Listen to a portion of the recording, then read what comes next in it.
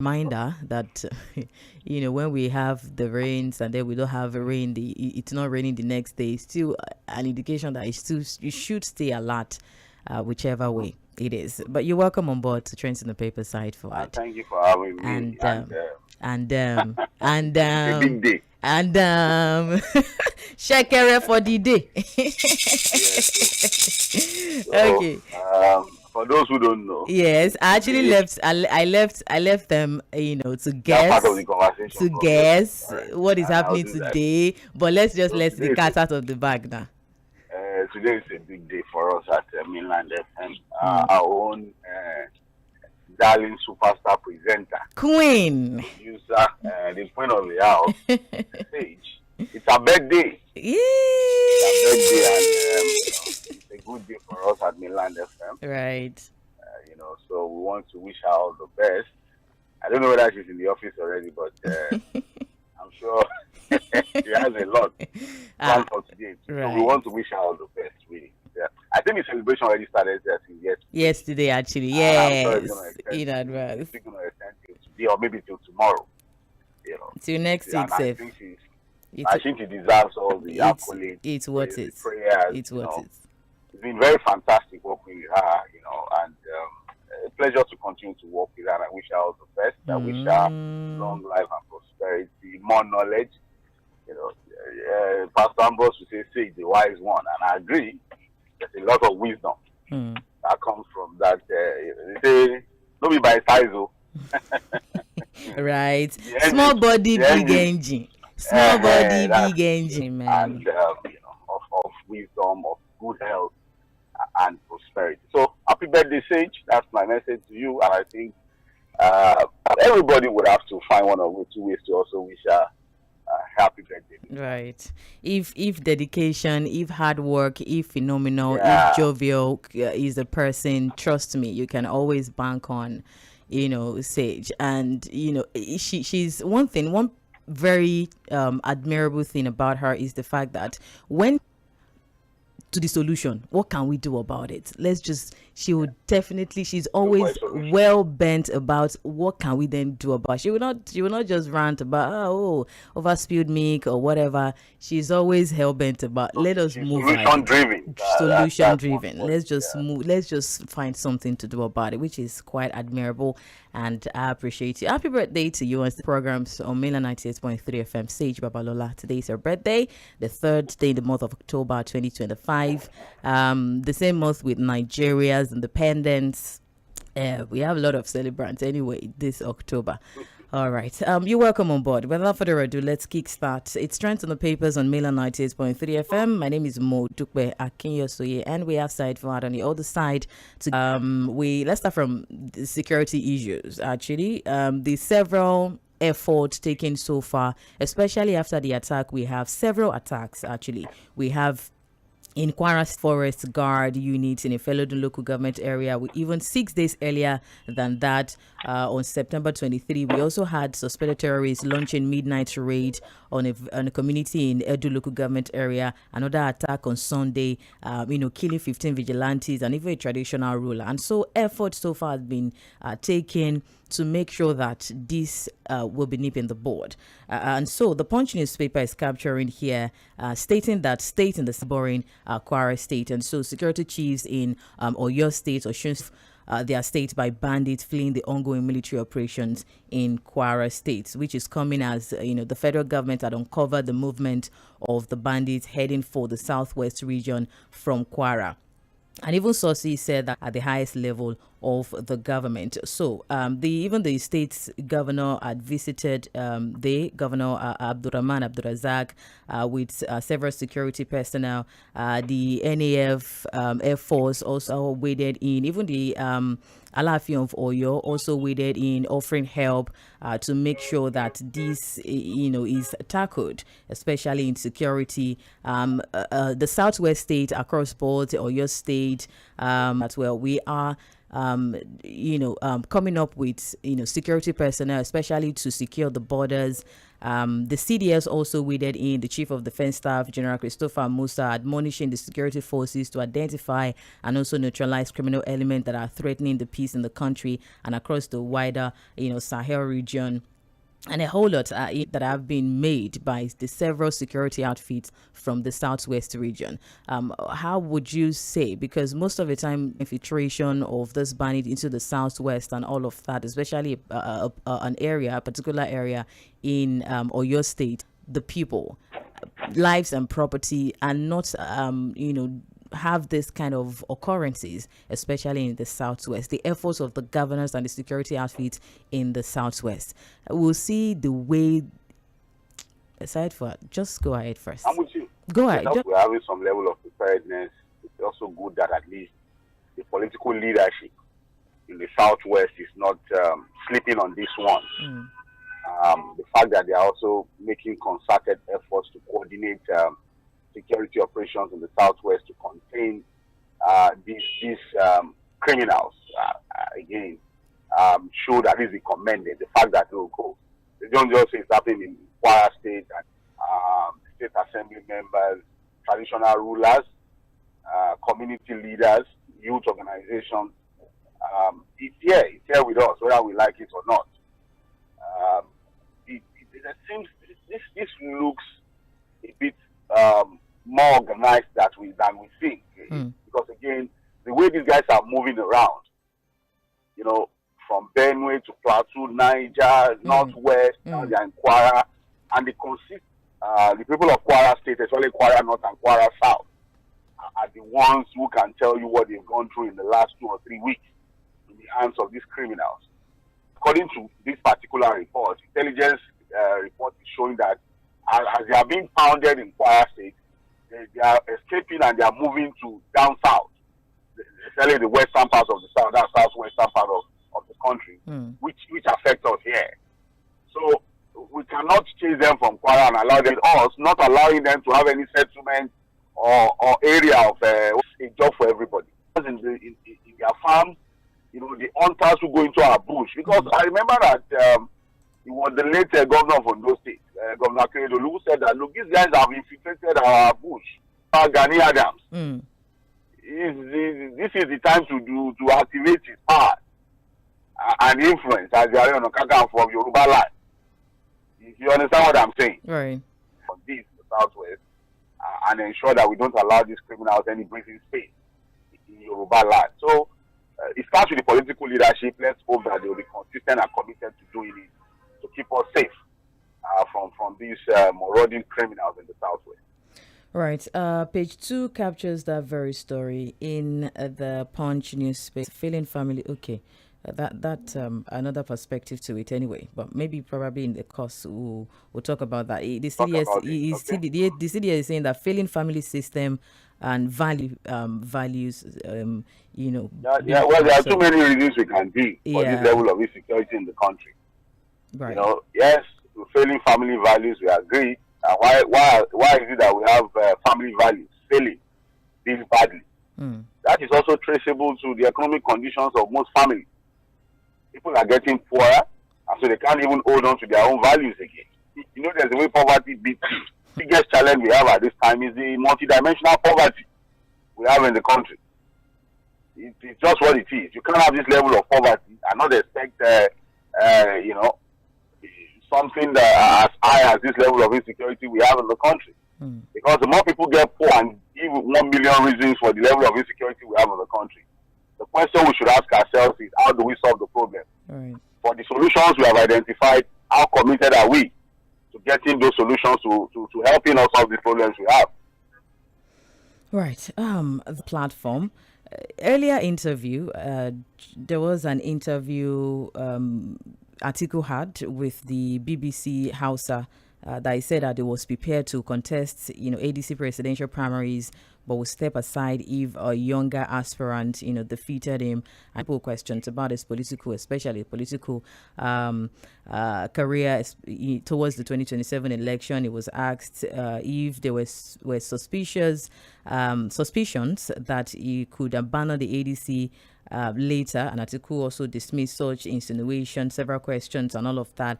But a few hours after the BBC Hausa gave any younger person, any younger candidates, support any younger candidates and step down. And so his media advisor, video and transcript of the interview in the original Hausa and English translation, that it is evident that at no point did the former vice president expressly, start young people as well as other prospective presidential aspirants are free to enter the contest, stressing that if a young candidate now probably emerges through a competitive primary, that it would readily support, such a candidate without any hesitation. And so, for the record, saying that insinuations were not the declaration. The former Kaduna Central Senator Shehu said it will be difficult for any aspirant to defeat Atiku if he makes it to party primaries, raising that concern on his X handle, saying that His Excellency the Waziri reportedly said he would step down aside if a younger candidate wins the primary. The keyword here is of people.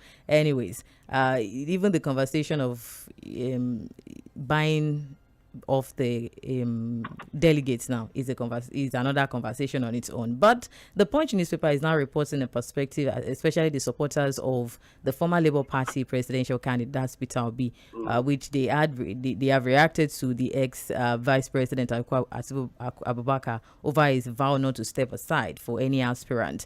The obedience movement never be caught in the murky politics of vote buying or dollarized delegate inducement that dominates Nigeria's political parties. And so, according to the national coordinator of the group and Obi's former campaign spokesperson, that's Dr. Yunus Atanko, saying that Obi's political ideology stood in sharp contrast to the PDP. Makinde from the Punch also is saying that the forthcoming national convention of the PDP must be anchored on fair processes, open debate, and inclusivity. They'll be having members of the National Working Committee are expected to emerge. What's your void of emotions, sentiments, and some of these other unrealistic perspectives to the journey to becoming a president in Nigeria?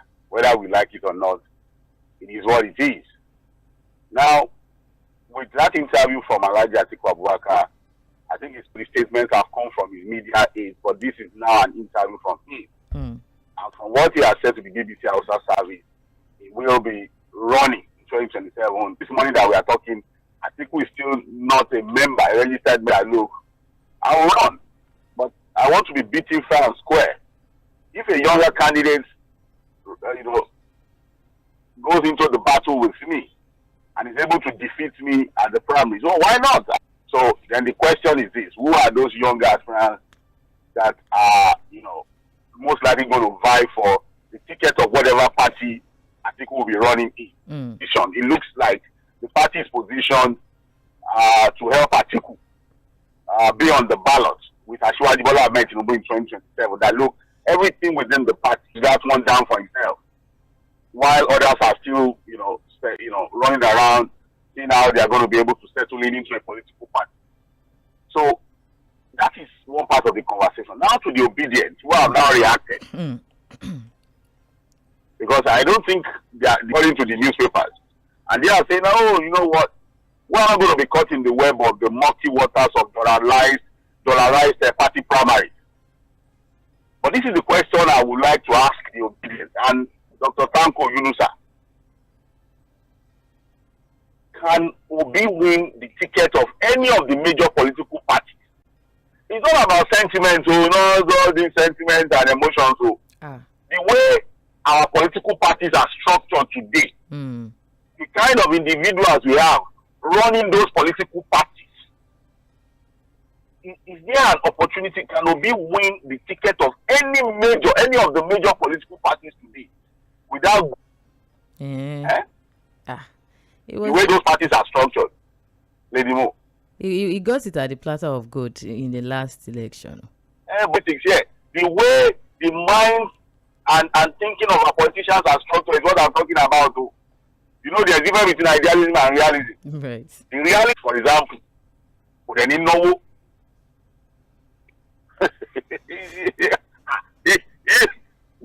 are talking about about the minds, the delegates. You know what it means to be a delegate?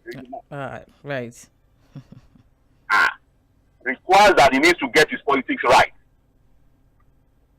Well, there's nothing, it's not compulsory that he has there for them, but destiny, as we have it, did not make them become president. Chief Obafemi Awolowo was never president. And up to today, people said that was the best president Nigeria never had.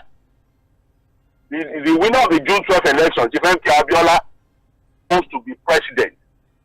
If he really thinks that, look, he's got a chance to be president, it cannot just be about the obedience alone and their thinking. You know, we've talked about the fact that sometimes the support base you have as a politician can even be a problem to you. Instead of it being an asset, it becomes a liability. He's ready to play the politics the way we play it here, not to win first before he can have the chance to reform anything. Right. You don't understand what I'm saying? Right. Because whether we like it or not, he, to get his politics right, form useful alliances, look around. I understand that, look, he doesn't have to go there spending money and mess up everything the way our other politicians are doing it. But how he's going to be able to play his politics to get the ticket of a major political party, form solid alliances to be able to win in 2027? Lady Mobi, I don't know. He has to do a lot of work beyond the rhetoric.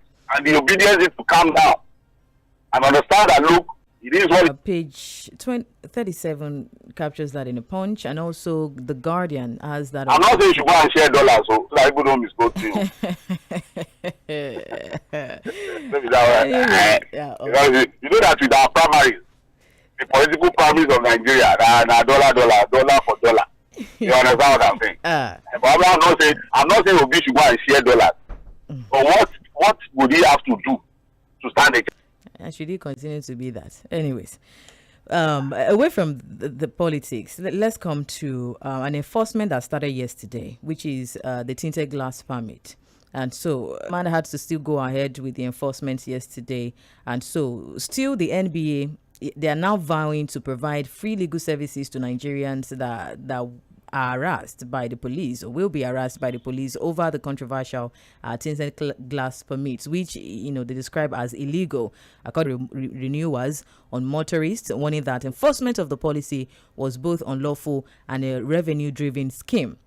And so, in a statement yesterday, the chairman of the NBA's Public Interest Litigation Committee, Olukunle, senior advocate of Nigeria, said that they would invoke the powers of the court to ensure that it should free to contact any of the NBA branches. That the human rights committees, that it has been estimated that the police may generate at least 3 billion naira within a month from the monies that will be collected, and thus it will automatically turn the police into a revenue-generating agency of the federal government, instead of focusing on the more serious issues of crime. And so, they stress that the matter is already in court and accuse the police of being lawless by commencing the God's Power Eroga, alleging that the police intended to divert funds through a private account, instead of remitting payments into a treasury single account. He also further argued that the law side with factory installed tinted vehicle windows, also noting that even successive Inspector General of Police had at previous times suspended the permit regime, declaring it free, indefinite,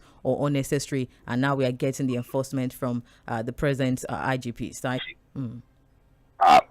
they'll be very, very good when it comes to looking at matters of human rights, the rights of Nigerians when they are trampled upon. I've seen them attend to issues, very, very good issues. I think they must be commended. Again, there's no democracy, the media, trying to hold the government to account and do what they can to protect the rights of the people. Lady Mo, even people like the Tʀᴇ, very dark man, all these guys, they have to be commended. At least they are able to hold the government to account, hold the high and mighty in our society to account by using whatever platform they have to call them out and ensure that sometimes the rights of Nigerians are protected. It's very important. These are very, important ingredients in our democracy. Now, on the issue and that the police is supposed to respect the law, the rule of law, by holding on. Again, according to the NBA, this so-called tinted glass permit that has already been brought up had to be done by going into the 1991 tinted military. well, if it's a yes, or if it's a variance with what we have in the 1990s with the enforcement, we need the enforced, blah, blah, blah, and all of that. But because they know that there's a case in court. So we would expect the police authorities who are supposed to uphold the rule of law to also respect the law on this particular one until the case is determined in court and hold on the implementation. But we're already getting reports. The other part of the conversation, Lady Mo, is that look, with this and that's the problem we have with this government. Everybody within the government, whether people are appointed to run institutions or what have you, now this revenue generation mentality, what have they? That's why we're saying that they seem not to be reading the room about the pain and sufferings of Nigeria. They want to make money. The real job of protecting Nigerians from bandits, from criminals, from armed robbers, it's not, you will see that the police and their energy will be concentrated. What is the level of threat of the tinted gas permit to the security situation we have in the country? For it to deserve this energy of the police. It's about the money they want to make from it. And people have also questioned the IGP on why a specialized account is being used to process this thing. It's what does shake a lot of Nigerians. Everybody within this government are just looking for loopholes. They are looking for laws everywhere and there. Just to make money more from Nigeria. Every government and are just looking for how to milk Nigeria. Make things more difficult for Nigeria. And they say that it's going to be a yearly thing, Abby. Every year you'll be getting the permit. You know, there are people who deliberately think they are gas. Yeah. But most of the cars you have now comes with factory fitted gas. Yeah. So the question we should ask ourselves is that what is this drive for money everywhere and anywhere in this government? Everybody just wants. So we thank the NBA for stepping up on this one. They've talked to Nigerians. If you are arrested, reach out to any of their branches, their pro bono services on this particular matter. And we call on the police authorities to hold on, respect the rule of law. To the bottom of this, the courts get to attend to this issue and resolve this. Because even yesterday, I think a couple of persons also asked about the updates on the. People have been asking. Yes, on the permits. Update, so here is the update. So I hope we can get something good out of this, really, because a lot of people are worried. The enforcement, the police officer impounded the vehicle of the National Industrial Court judge. Justice Ogunbowale. Anyways, so who is the when? We're just hoping that it will not. Things are tough already. Nigerians are going through excruciating pain, hardship, and suffering already. And I think we know that it's about the money they want to do, and that the estimate too. How many even more than that. We will know we have. Yes, of course. Well, page 4 captures that precisely in the Vanguard, and also the Guardian has that on page 3. For more details, just permit me to take us back to the political scene. I would have taken this with the political story we took. A statement credited to the federal government we are now at the few voices on social media when it was at the event of the David Oladipo opposition parties had become too weak to provide viable alternatives to the ruling All Progressives Congress, that's the APC, arguing that the opposition parties had abandoned the rigorous intellectual work, reducing their relevance in. Like it or not, there's no meaningful democracy without a vibrant opposition. It's not just to have an opposition, and what we have now is a completely weakened, if not completely in our democracy. What you have now is unfortunate. Even though the beneficiaries of this weakened opposition are happy about what we have, the reality is that, look, we are destroying our democracy if you can't have some level of vibrancy. I was telling, was it the Azikwe party, that of Ahmadu Bello, what they stood for, and if on any matter they need to stick to it, you know where they stand. Everybody, look at what you have in Akwa State, for example. The governor, PDP, has decided to defect to the APC. But the man in APC, the governor, still wants to control the leadership.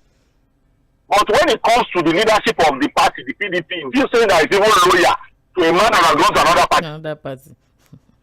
Look at the weakest scenario too that you have in Rivers State. Right. PDP man working for the APC. In fact, when he visited Akwa Ibom State recently, he was even commending the PDP governor for defense. Recently, you heard that it was yesterday we reviewed the papers too. Right. When the Senate president was telling the president that, you know what, more opposition governors are strong as their voices really, as the voice of the opposition. So you have more Nigerians now who are on social media or who government. In reality, the politicians are busy transacting among themselves. It has become buy and sell. What you have there, what can I get here? There's no ideology, there's no philosophy, no distinct philosophy and ideology. Separating this politics. Yeah. Okay. Apologies. We apologize for that. So quickly get to address that this morning. The Punch newspaper, the Guardian newspaper, the Vanguard newspaper, to see even new stories. You can join us live on Facebook and YouTube at Mainland 98.3 FM, and also Radio Guardian is very much available. Our website www.mainlandfm.com. We try to secure the connection back. I think that would.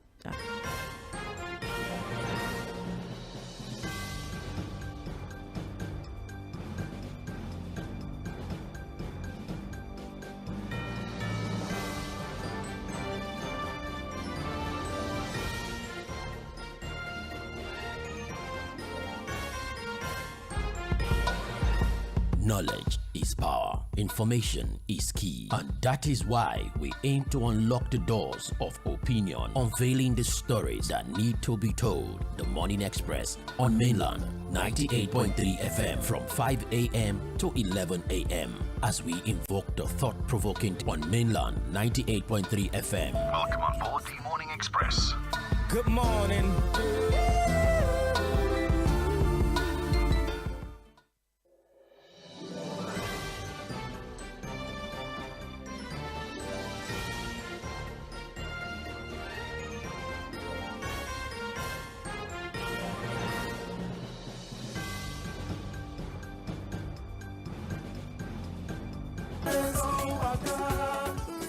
4 Years by Star Plus is one of my favorite songs of all time, and that means spending the last 4 years knowing you listen to us daily and you make us your super dial. Connect with us by the second and help us get better with your feedbacks and engagement at being our greatest blessing. My name is Tʀᴇɪᴅs Iɣ, and I'm the manager news and current affairs in Mainland 98.3 FM. I'm here to promise you more of quality programs, thought-provoking engagement. Dragba, thank you for inviting us into your life. You've made this journey so beautiful. God bless you. God bless us as we clock 4 years. Amida Adedointani to Ire. This is 4. Congratulations, Mainland 98.3 FM. My name remains Victor Achibang. A big congratulations to every esteemed listeners that have been following Mainland FM since inception. We love you, but we know that the love you have for the station has always made you to come on board. So thank you so much, and we'll always want to see more of you.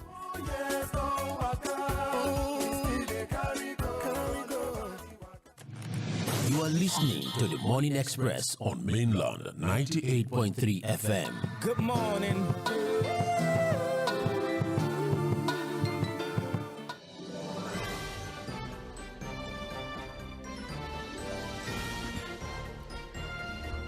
Thank you very much for always standing by, always trusting this frequency, Mainland 98.3 FM. We apologize for that short break in transmission. Hello, good morning, Said Fuad, once again. I hope. Yes, thank you for having me. Okay. Yes. Okay. As opposition is concerned within the political space, this is. You have 1 minute. Okay. I don't know what's happening with the network this morning. I really do not know. Okay.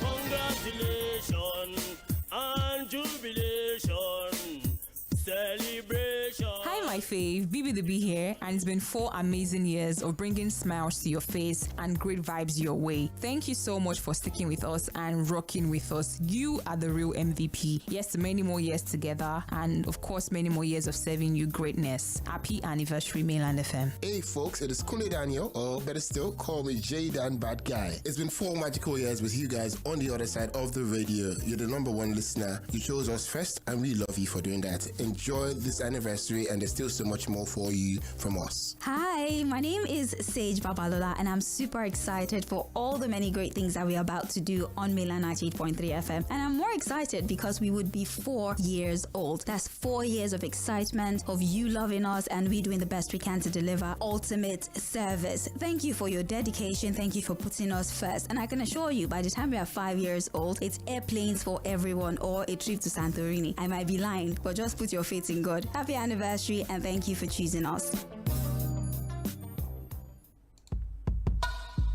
Knowledge is power. Information is key. And that is why we aim to unlock the doors of opinion, unveiling the stories that need to be told. The Morning Express on Mainland 98.3 FM from 5 a.m. to 11 a.m. as we invoke the thought-provoking discussion, tackle the tough questions, challenge assumption, and give a voice to the unheard. This is the Morning Express on Mainland 98.3 FM. Welcome on board the Morning Express.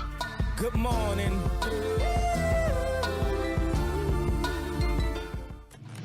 You are listening to the Morning Express on Mainland 98.3 FM. Good morning.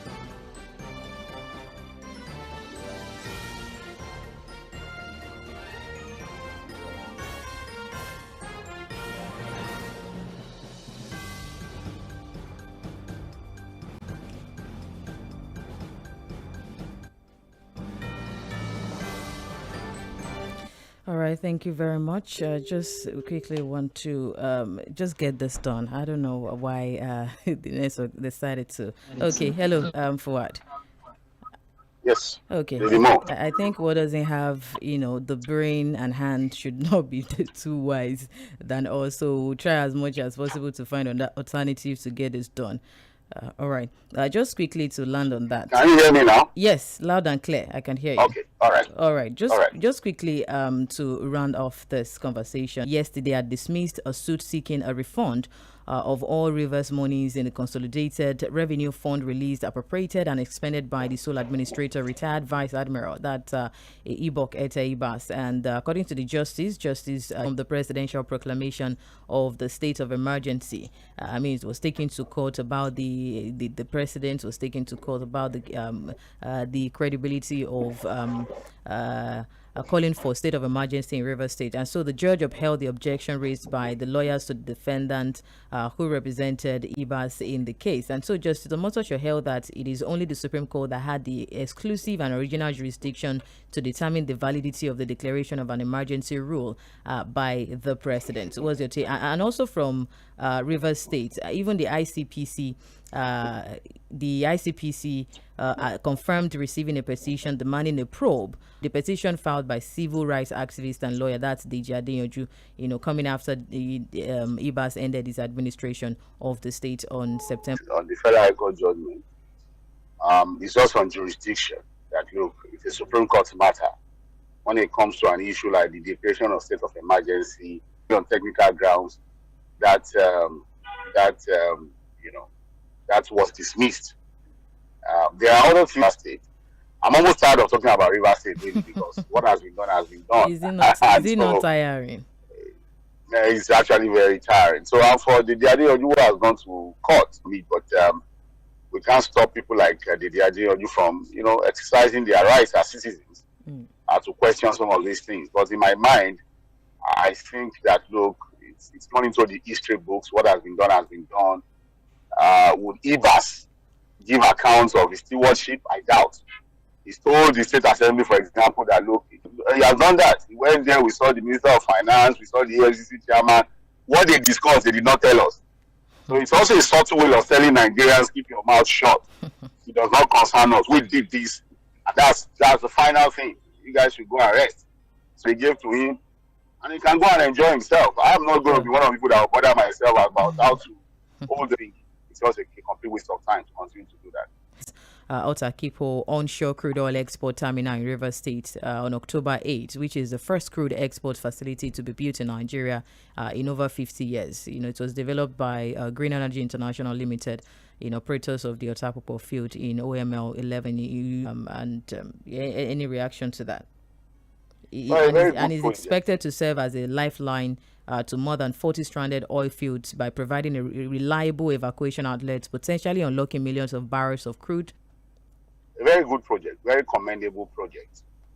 The kinds of reforms we expect to see and the kinds of investments we expect to see in the oil and gas sector to keep you. So, highly commendable, but also a very good way for the president to now visit Rivers State after, taking the state back for his God, for Wike and for his party, quote and unquote. So, It's a double celebration for the president, I'm sure.